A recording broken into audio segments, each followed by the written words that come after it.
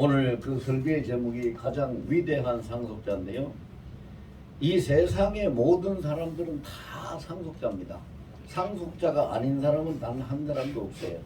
모든 사람이 다 상속자인데 상속자지만 모든 사람이 다 위대한 상속자는 아닙니다. 그런데 위대한 것 중에서도 가장 위대한 상속자가 오늘 본문에 나오는 노아입니다. 그리고 우리가 이 세상 모든 사람들이 본인이 인식을 하든 못하든 인정하든 안 하든 본인의 의사와는 전혀 상관없이 우리는 상속자로서의 삶을 살고 있습니다. 여러분 조금만 생각하면 우리가 다 알 수 있어요.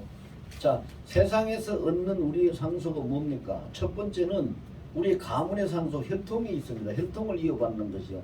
혈통적인 상속자가 되는 거지요. 그 다음에 가업과 어떤 재산이 있는 사람은 그걸 물려받는 상속자가 되지요. 또 모든 사람이 또 다 물려받는 건 뭡니까? 우리가 이 땅에서 이 육신을 가지고 살고 있는 삶의 문화의 상속자입니다. 그리고 한 사람도 예외 없이 모든 사람이 다 상속하고 있는 것은 죄입니다. 그리고 어떤 사람은 가난해서 빚을 물려받는 빚의 상속자도 있을 것이고, 어떤 사람은 질병의 상속자도 있을 것이고, 영적인 차원에서 보면은 그 가문의 대대로 내려오는 어떤 가문의 저주를 끊지 못하고 그것을 물려받고 사는 그런 상속자도 있을 것이고, 어쨌든 이 세상에 사는 사람들은 다 상속자로 살아갑니다. 상속자가 아닌 사람은 한 사람도 없습니다. 아무도 비켜갈 수 없는 인간의 운명같이 되어 있는 것이 상속입니다. 운명이지요. 그렇게 살아갑니다. 그래서 세상에서 되어지는 상속은 모든 사람에게 보편적으로 내려지는 그런 상속인데, 하나님으로부터 되어지는 상속이 있습니다. 하나님으로부터 되어지는 상속은 특별한 상속이죠. 그리고 그것이 오늘 이 설교의 제목처럼 가장 위대한 상속이 되는 겁니다. 오늘 본문에 보면은요, 노아가 하나님 앞에 믿음을 따르는 의의 상속자가 되었다. 의의 상속자라고 했습니다. 참 놀라운 일입니다. 여러분, 노아에 대해서 연구를 해보면은요, 정말로 놀라고 또 놀라고 또 놀랄 일이 한두 가지가 아닙니다. 한두 가지가 아니에요. 엄청난 일, 노아 밖에는 그 일을 감당하지 못했고, 노아 밖에는 그 하나님의 그런 놀라운 은혜의 기적의 체험을 가진 사람이 없습니다. 물론 노아와 함께 구원받은 그들의 가족들이 있긴 합니다만, 그들의 가족들은 그냥 옆에서 덜러리로 있었지 노아처럼 그런 체험을 받을 수 있는 그런 삶을 살지 못했다고 우리가 그렇게 볼 수밖에 없죠. 온 생각을 해보세요. 온 세상이 그 당시에 아라랏산이 제일 높은 산이었었는데, 그 아라랏산에 있는 소나무 나무 한 그루도 보이지 않을 정도로 온 세상이 전부 다 물로 다 덮여 있는데, 노아가 타고 있는 방주만 그 물 위에 떠 있어요. 그리고 그 세상을 다 한눈에 볼 수 있는 창을 통해서, 물론 방주 안에 들어있으니까 밖에 나오지 못하지만 방주에 창문이 달려 있으니까 창을 통해서 볼 수 있는 그 광경을 보면서 노아가 하나님을 어떻게 알았을까요? 노아가 하나님을 어떻게 체험했을까요? 그건 말로 다 설명할 수 없어요. 체험해본 사람만이 알 수 있는 것이고, 하나님을 그 역사를 본 사람만이 알 수 있는 것이지, 그건 어떻게 다 말로 다 설명할 수가 있겠어요? 저는 이 말씀을 묵상하다가 노아가 왜 그렇게 부러운지요. 와, 노아를 부러워하면 사실 안 되지요. 세상 그렇게 망하는 일이 또 있으면 안 되니까. 그런데 참 노아 진짜 대단하고 대단하고. 이 세상에 하나님의 사람들 중에 선지자도 많고 예수님 제자들도 있고 하나님도 사람 중에 많은 사람들이 있지만, 가장 큰 놀라운 영광을 체험한 사람이 노아가 아니겠는가, 그렇게 봐요. 그리고 그 홍수 심판이 끝나고 난 다음에 생긴 일도 놀랍잖아요. 홍수 심판이 끝나고 난 다음에 생긴 일이 뭡니까? 하나님이 노아하고 약속을 새롭게 맺잖아요. 새로운 언약을 맺는데 뭘 통해서요? 무지개를 통해서 무지개 언약을 맺잖아요. 그 노아밖에 그걸 체험한 사람이 누가 있겠어요? 정말 놀라운 일이에요. 그러면 노아가 어떻게 그렇게 위대한 상속자가 될 수 있었을까? 우리 여기에 계시는 모든 분들도 다 위대한 상속자인 것만은 틀림없어요. 여러분 다 같이 한번 해봅시다. 나는 하나님의 위대한 상속자입니다. 나는 하나님의 위대한 상속자입니다. 네, 맞습니다. 우리가 그렇게 생각하자는 게 아니고 이 정보할 목사가 그렇다고 설득을 하려고 하는 게 아니라 성경에 기록된 하나님의 말씀이 그것을 증거하고 있어요. 하나님의 말씀이. 로마서 8장 17절에 보면은요, 우리가 하나님의 자녀가 되었으니 자녀가 된 자는 그리스도와 함께 하나님의 상속자가 되었으니 하나님의 상속자가 된 자는 그리스도와 함께 영광도 받고 그 고난도 받아야 할지니라 분명히 기록이 되어 있어요. 분명하게 하나님이 선포하신 말씀으로 하나님의 말씀이 하나님의 상속자라고 선포를 하셨으니까 우리 모두는 위대한 상속자가 되었어요. 근데 그 위대한 상속자 중에서 대표로 한 사람을 뽑으라면 가장 위대한 상속자는 누구였을까? 본문의 노아를 뽑을 수가 있겠지요. 그래서 가장 위대한 상속자, 여러분 가장 위대한 상속자가 될 수 있었던 것은 도대체 노아가 하나님 앞에 믿음을 보였는데 어떤 믿음을 보였길래 그렇게 가장 위대한 상속자가 될 수 있었을까를 한번 여러분 생각해 보세요. 정말로 놀라운 일이 일어납니다. 오늘 본문 7절에 보면요, 믿음으로 노아는 아직 보이지 않는 일에 경고하심을 받아 경외함으로 방주를 준비하여 이렇게 기록하고 있어요. 본문 7절에 보이지 않는 일에 경고를 받았다고 했어요. 보이지 않는 일에 경고를 받은 건, 이 경고는 하나님의 경고는 뭐예요? 우리가 다 알고 있죠. 홍수를 통해서 세상을 심판하겠다. 여러분 홍수 심판이 있을 그 당시에 공중나는 새 한 마리도 살지 못했어요. 생명체가 아무것도 없었어요. 온 세상에 오직 방주 안에 있는 자들과 방주 안에 있는 짐승들만 살았죠. 방주 밖에는 하늘이든 땅이든 그 어디든 생명체가 하나도 없었어요. 있을 수가 없어요, 여러분. 왜 그런가요? 여러분 생각을 해보세요. 홍수가 온 세상을 뒤덮었는데 홍수가 세상을 뒤덮은 그 기간이 한 달, 두 달이 아니거든요.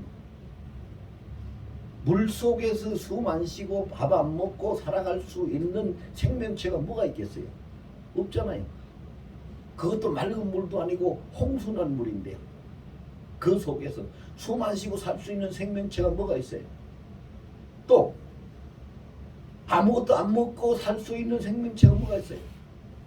살 수가 없는 거예요. 그러니까 생명체가 하나도 존재하지 못했던 거죠. 그래서 하나님이 그 홍수 속에서 하나도 생명체가 살 수 없다는 걸 하나님이 아시기 때문에 노아한테 분부를 하신 거예요.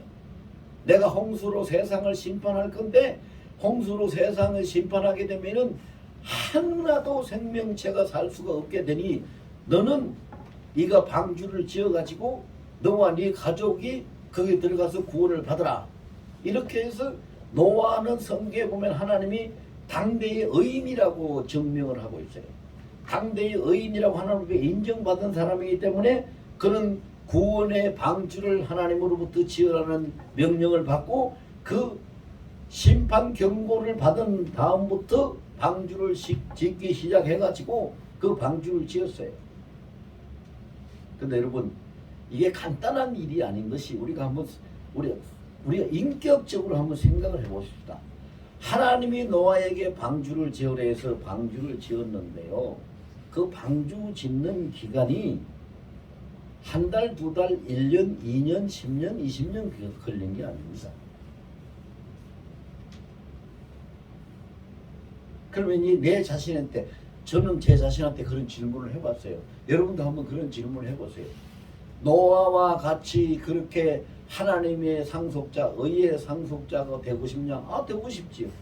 그렇다면 노아와 같이 하나님의 의의 상속자가 되고 싶다면 너도 노아와 같이 산 꼭대기에서 7, 80년 동안 배를 지을 수 있겠느냐? 물어보세요. 바닷가에서 배를 짓는 것도 아니고 평지에서 짓는 것도 아니고 산 꼭대기에 가서 배를 짓고 있어요. 세상 모든 사람들이 손가락질하고 저 미친 사람이라고 했죠. 산 꼭대기에 가서 배를 왜 지어요? 그 배를 짓는 것을 며칠 만에 뚝딱 지은 것이 아니에요. 정확한 계산은 우리가 성경에 몇 년이라고 안 나와 있으니까 알 수가 없는데, 성경에 나오는 역사를 따지고 보면은 최하 70년에서 80년 정도는 배를 건축했어요. 뭐 일반적으로 사람들이 알고 있는 건 120년이 방주 건축 기간에 120년은 아니고요. 그 노아가 자기 아들을 낳고 난 다음에 방주를 지었으니까 120년은 아니고 7, 80년 동안은 배를 지었어요. 여러분 생각해 보세요. 정말로 정신이 온전한 사람이, 자기 의식을 가지고 있는 사람이, 너 얼마 있으면 홍수 심판, 세상에 심판이 있으니까 산꼭대기에 가서 배를 지어. 땅 밑에다 지으면 안 돼요. 그 홍수 나면 그냥 다 묻혀버리고 떠내려갑니까? 산꼭대기, 제일 높은 산꼭대기에 가서 배를 지어. 그 산꼭대기에 가서 하나님의 음성 한마디를 들었다고 해서 배를 지을 수 있는 사람이 세상에 누가 몇이나 있을까요? 여러분들 같으면 그렇게 하실 수 있겠어요? 제가 제 스스로 그걸 물어봤어요. 노아와 같은 상속자가 되고 싶냐? 되고 싶지요. 그러면 노아와 같이 산꼭대기에 가서 네 평생을 7, 80년을 배를 지을 수 있겠느냐? 그 대답을 쉽게 못하겠더라고요. 자신이 없어요. 그렇잖아요. 어떤 사람이 자신 있게 대답할 수 있겠어요?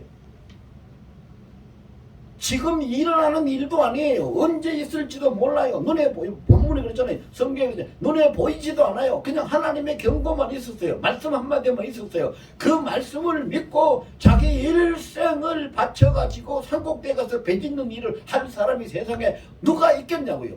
그런데 노아는 그걸 했어요. 노아는 그걸 했기 때문에 하나님이 노아를 의의 상속자로 삼으신 거죠. 정말 놀라운 거죠. 여러분, 그렇다면요, 지금 이 세상엔 그런 일이 없을까요? 지금 이 세상에도 그런 일이 있어요. 영적인 것으로, 물리적인 거 말고 영적인 것으로 평생 한두 사람, 두세 사람, 서너 사람, 많지 않는 사람들을 구원하기 위해 가지고, 노아의 8식구를 구원했죠. 방주로 지어가지고 구원하기 위해서 70년, 80년 평생 그 구속사 구원의 방주를 지으면서 하나님 앞에 엎드려 기도하고 복음을 전하다가 가는 사람들이 많이 있어요.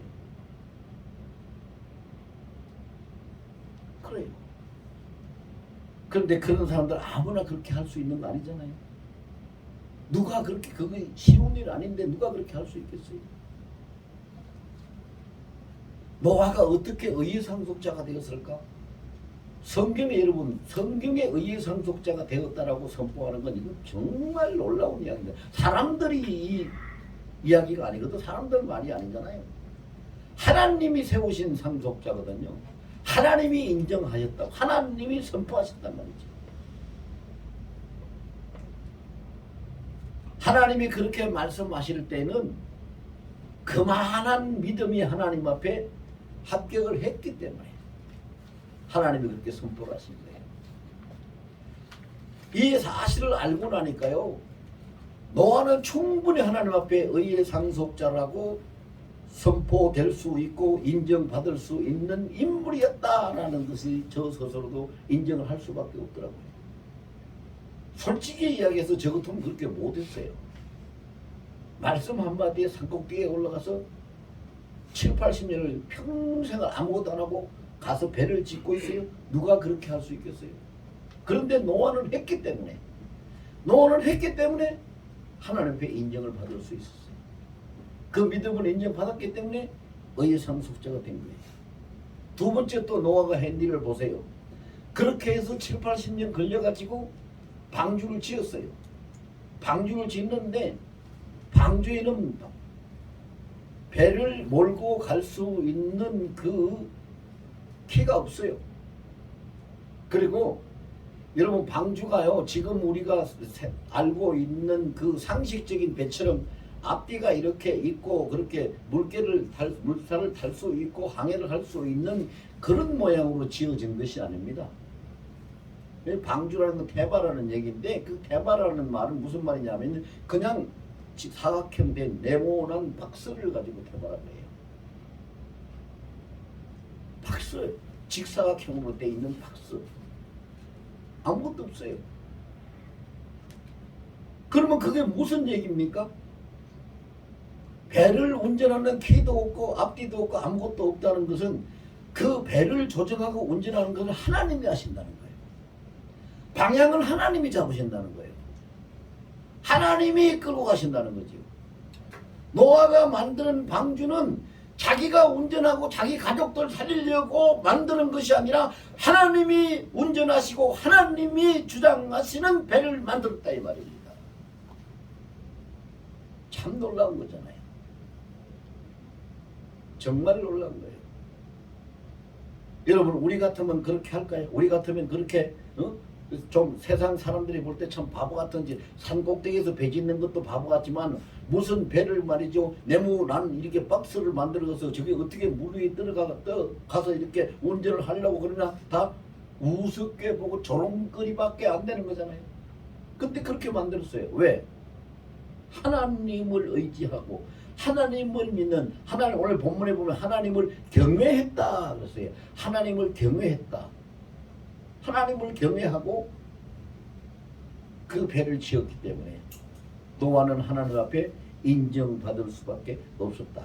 그 다음에 그렇게 배가 다 만들어지고 난 다음에 홍수가 쏟아질 때 하늘에서 비만 온 게 아닙니다. 홍수 심판이 날 때 하늘에서 비만 온 게 아니라 하늘에서는 비가 쏟아지고 땅은 갈라져서 땅 속에 있던 물들이 위로 올라오고 그래서 위에서 내리고 밑에서 올라오고 이렇게 해가지고 순식간에 그 세상을 다 잠기게 했는데요. 잠기게 했어요. 근데 그 산꼭대기에서 수심을 보니까 산꼭대기 위로 올라가 있는 수심을 보니까 기록에 보면은요 수심을 보니까 산꼭대기에서부터 7m 50 정도 됐다고 해요. 수심이. 그러면은 이 낮은 데서부터는 얼마나 되겠어요. 그런데 그런 그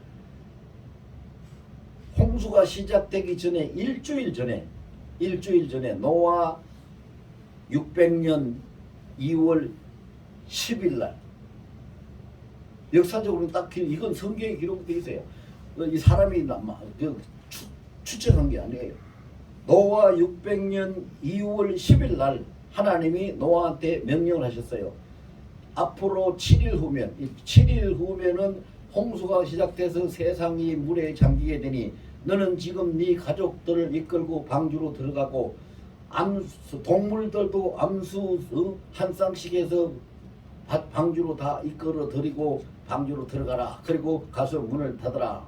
그래서 홍수 시작하기 일주일 전에 들어갔어요. 그것이 노아 600년 2월 10일 날이었어요. 그리고 정확하게 2월 17일부터 비가 쏟아지기 시작하고 땅에서 물이 섰고 그래가지고 홍수가 나가지고 150일 동안 쏟아지는 물이 세상에 가득 150일은 5달이잖아요. 가득 찼다고 그랬어요. 가득 찼어요. 그러고 난 다음에 그 방주 속에서 노아가 지금 어떻게 생각해 보세요. 방주 속에서 누구하고 살아요? 자기 가족들만 있는 게 아니에요. 짐승들하고 같이 사는 거예요. 그 배 안에서 짐승들하고 배 안에서.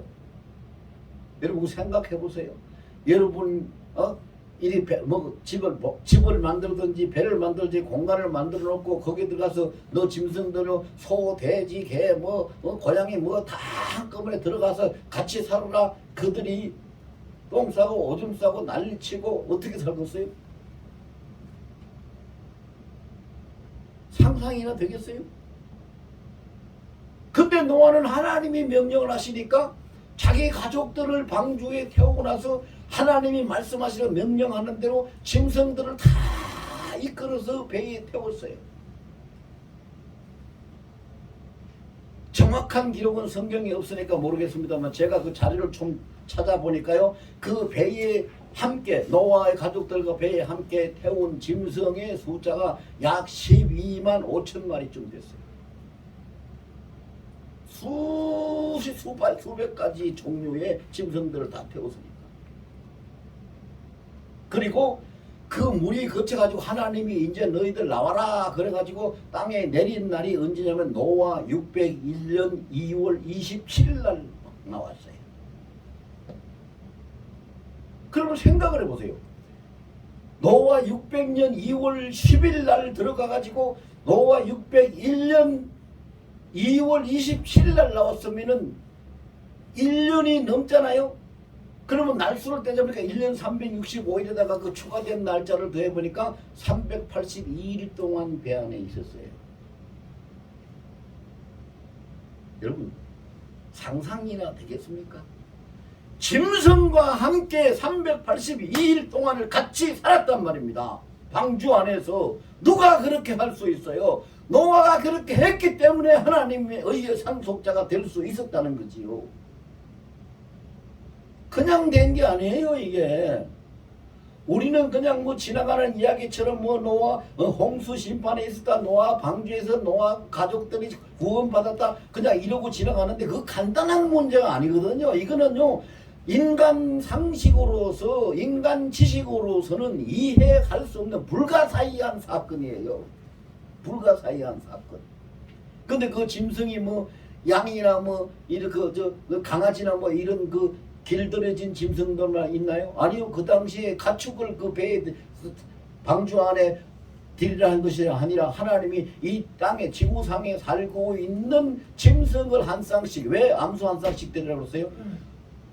홍수 끝나고 나면 그들이 나와서 번식을 해서 짐승이 땅에 살아야 되니까 번식할 수 있는 씨바지 하려고 암수 한 쌍씩을 드리라고 하는 거예요.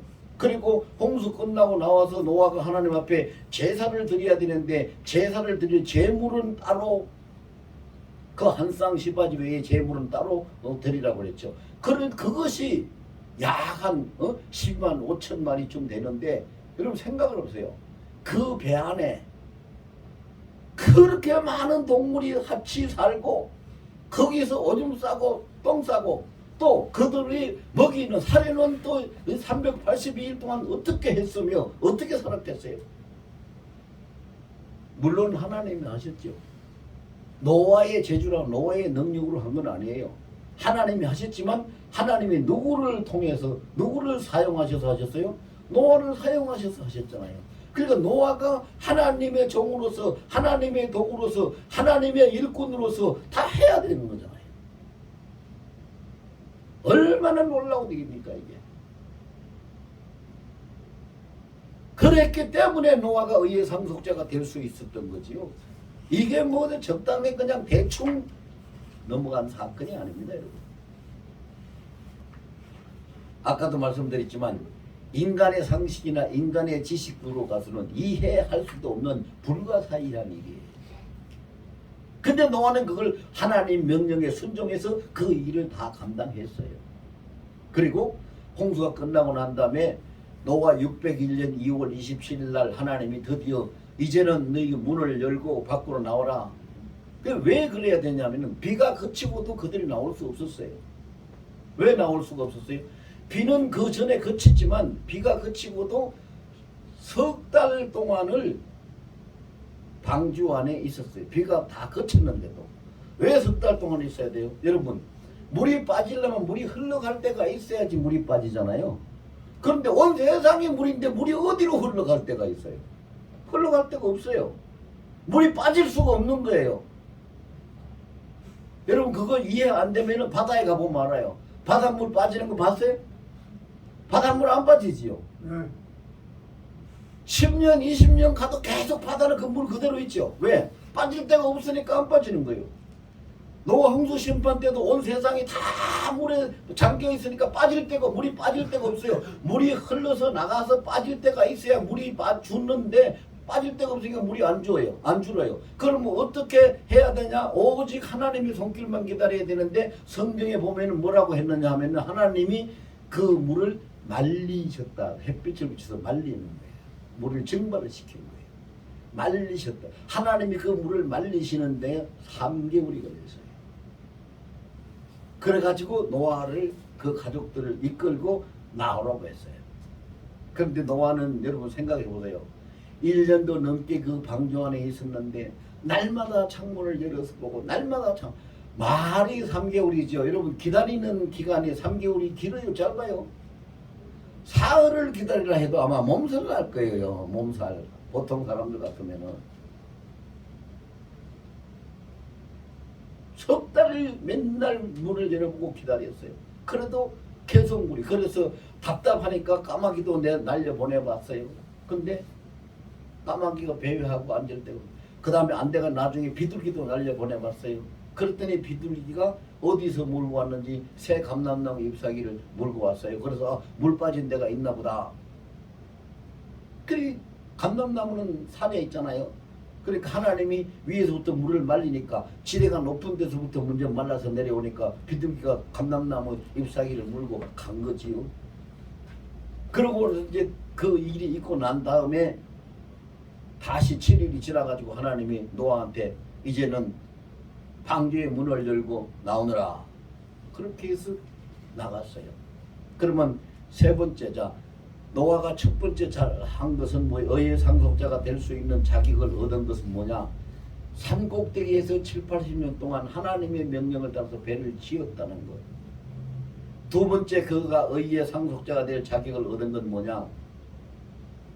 1년 넘도록 방주 안에서 짐승과 함께 살고 있었다는 것.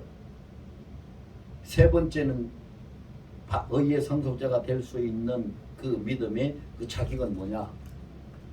하나님이 물을 다 말리시고 하나님이 나오라고 하실 때까지 날짜도 정해지지 아니하고 기약도 없는 날이지만 오직 하나님의 은혜만 믿고 하나님만 쳐다보면서 그 때를 하나님의 때를 기다리고 있는 믿음이 있었다. 이것이 노아가 의의 상속자가 될 수 있는 자격이지요. 그럼 오늘 이 말씀을 주님이 우리에게 왜 주셨을까요? 왜 주셨을까요? 중요한 건 그거예요. 내가 오늘 뭐 좀 그 놀라운 이야기를 목사님 설교를 통해서 놀라운 이야기를 좀 듣고 가네. 그거 하라고 이 말씀 주신 거 아니잖아요. 그거 하라고 이 말씀 주신 거 아니에요. 시편 119편 105절에 보면 뭐라고 그랬어요? 주의 말씀은 내 발의 등에 내 길의 빛이라고 그랬어요. 그러면 우리가 지금 현재 살고 있는 이 세상에서 암담하고 문제도 많고 정말로 복잡하고 혼돈한 이 세상에서 길을 찾고 빛을 찾을 수 있도록 하시기 위해서 이 말씀을 우리에게 내려주셨다 이 말입니다. 그리고 신명기 5장 3절에 보면은 분명히 하나님이 그렇게 기록했어요. 하나님이 우리 성경을 통해서 우리에게 내려주시는 말씀은 그 시대에 그 사람들에게 주시는 것이 아니라 지금 여기 살아있는 너희들 우리들에게 주시는 말씀이니라. 그렇게 기록하고 있어요. 신명기 5장 3절에. 그럼 이 노아의 홍수 사건에 노아가 가장 위대한 상속자로서 하나님 앞에 세움받은 이 말씀을 우리에게 주실 때는 노아처럼 우리도 가장 위대한 상속자로서 세움받게끔 하시려고 우리에게 이 말씀을 주신 거지. 노아는 홍수가 끝나고 땅이 드러나고 하나님의 그 은혜로 방주에서 나올 날만 기다렸는데 우리는 지금 무슨 날을 기다리고 있어요? 이 병도 많고 죄악도 많고 혼돈스럽고 고통도 많고 정말 이 살기 힘든 이 세상에서 우리 주님 오시는 날 우리는 하늘로 들려 올라가서 공중 혼인잔치로 영광에 들어가게 되니 노아가 방주에서 나올 날을 기다리듯이 우리는 주님 오시는 우리 주님 맞이할 그날을 우리는 기다리고 지금 살아가고 있는 거잖아요. 그날을 기다리고 사는 우리들에게 필요한 것이 뭘까요? 두 가지지요. 노아가 방주를 지었듯이 우리도 방주를 지어야 되고, 노아가 동물들과 짐승들과 함께 살았듯이 우리도 함께 살아야 되는데, 우리가 영적인 방주를 짓는다는 건 뭡니까? 에베소서 6장 10절부터 17절까지 그 많은 것들이 나오는데, 그 중에서 14절, 15절 말씀, 2절 말씀만 잠깐 생각해 보면은요, 진리의 검, 성령의 검을 가지고 믿음의 띠를 동이고 의의 호심경을 붙이라 하는 말씀이 있습니다. 그게 방주 짓는 겁니다. 여러분 잘 들으세요. 그게 우리가 방주를 짓는 거예요. 믿음의 방주, 구원의 방주. 방주는 구원을 말하는 의미를 가지고 있는 것이 방주예요. 구원의 방주. 구원의 방주를 짓는 것은 우리는 첫째로 뭘 해야 돼요? 첫째로 진리의 허리띠를, 진리의 띠를 매야 돼요. 여러분 남자분들은 쉽게 이해가 될 거예요. 군대 갔다 오신 분들은 군대 생활할 때 군인들이 뭡니까 이게? 탄띠 매지요. 탄띠 매잖아요 허리에. 탄띠 안 매면은 돼요 안 돼요? 안 되죠. 그 탄띠 없이는 뭐 수통이고 그 탄창이고 이런 걸 어떻게 차고 다녀요? 그리고 씨름 선수들이 뭐 매요? 삿바 매지요. 삿바 없이 씨름하면은 그거 이겨요? 저요? 못 이겨요. 그러니까 이 띠는 우리 허리를 동이는 역할을 하지만, 허리를 동인 띠는 우리의 싸움을 이기게 하는 능력이 된다. 그러니까 진리의 띠를 매면은 악한 세력의 모든 질병과 이 사악한 것들을 싸워서 이길 수 있는 능력이 되니까 진리의 띠를 띠라는 거예요. 의의 호심경을 붙이라는 거예요. 호심경이라는 것은요, 옛날에 보면 방패, 이 장수들이 입는 갑옷이 있으면 갑옷 앞에 가슴 부위에 이 구리로 만든 판을 이렇게, 호심경이라는 호자는 보호한다는 뜻이고, 심은 심장이라는 뜻이고, 경은 구리판이라는 동판이에요. 그걸 앞에 딱 붙여가지고 자기를 지키는 거예요. 보호하는 것 되잖아요. 그러면 그 의의 호심경이라는 건 뭐냐? 예수 마음을 품고 예수님 마음을 품고 예수님을 따라가는 그것을 무장하면은 어떤 이 악한 세력도 질병도 그 어떤 것도 우리를 해치지 못하고 그게 방패가 되기 때문에 의의 호심경을 붙이라 그랬어요. 우리가 방주를 짓는 것은 그거예요. 몇 년 동안 해야 돼요? 몇 년 동안? 70년이든 80년이든 90년이든 정하지 말고 완성될 때까지. 언제가 완성돼요? 주님이 오시는 그날까지. 아니면 내가 이 세상을 떠나는 그날까지. 평생 해야 돼요. 그게 우리가 구원의 방주를 짓는 거예요. 그 다음에 두 번째로 노아가 뭘 했어요? 방주 안에서 뭘 했어요? 짐승들과 같이 살았어요. 동물들과 같이 살았어요. 그럼 이 세상에 다 예수 믿는 사람만 있나요? 교회 다니는 사람 다 믿음 좋은 사람만 있나요? 정직한 사람만 있나요? 착한 사람만 있나요? 아니죠. 이런저런 여러 종류의 사람들이 살고 있죠. 짐승들도 살고 있고 사람들도 수없이 여러 종류 살고 있어요. 그런데 우리는 이 세상을 떠나질 수가 없어요. 왜? 이 세상을 떠난다는 건 죽는 거잖아요. 세상을 떠날 수가 없고 이 세상 안에서 살아야 되는데, 그들하고 같이 상대 안 하고 같이 따로 떨어져서 살 수 있는 공간이 만들어져 있잖아요. 그래 같이 살아야 돼요. 따로 떨어져서 살 수 있는 공간이 없기 때문에 같이 살아야 되니까 그들을 어떻게, 그들을 돌보고 그들을 포용하고 그들을 사랑하고 그들을 도와주면서 섬기면서 노아가 방주 안에 그 동물들을 관리하고 섬기듯이 우리가 그렇게 섬기면서 주님 오실 때까지 살아야 돼요. 그럼 우리 주님 오시는 날 우리는 의의 상속자가 되는데, 의의 상속자가 어느 자리에서, 여러분 우리가 어느 자리에서 의의 상속자가 되는지 여러분들 다 아시죠? 어느 자리에서 의의 상속자가 됩니까? 예수님의 신부의 자리에서 상속자가 되는 겁니다. 할렐루야.